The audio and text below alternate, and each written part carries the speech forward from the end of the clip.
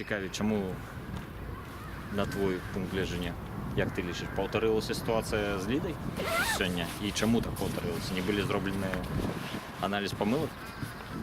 Честно, я даже не знаю, что сказать. Мы постоянно разбираем игры каждого соперника, мы делаем выводы. Все вроде должно было складываться в нашу пользу. Я просто не представляю.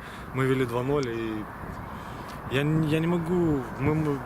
Мы можем видеть только себя. Просто мы упускаем матч за матчем нужные нам очки, но я также скажу, что просто футбольный бук пока не на нашей стороне. Мы пропускаем из 3 ударов 3, пропускаем из 2 ударов 1 удар, 1 гол. Он постоянно залетает что-то невероятное, а голы нам даются очень тяжело. Даже сейчас мы 3-2 проигрывали, имея удаление в своем активе, мы забили, сравняли 3-3, имели еще моменты, и каким-то просто, я не знаю, чудом мы не забиваем, и мяч просто не хочет идти в ворота.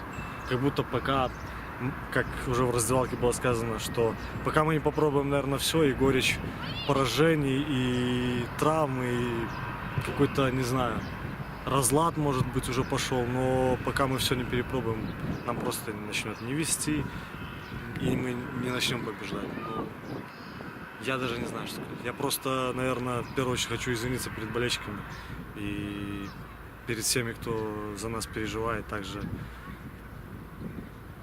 за результат.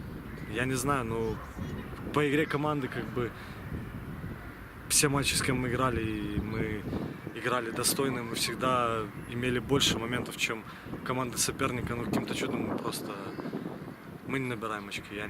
Я не знаю, что можно сказать.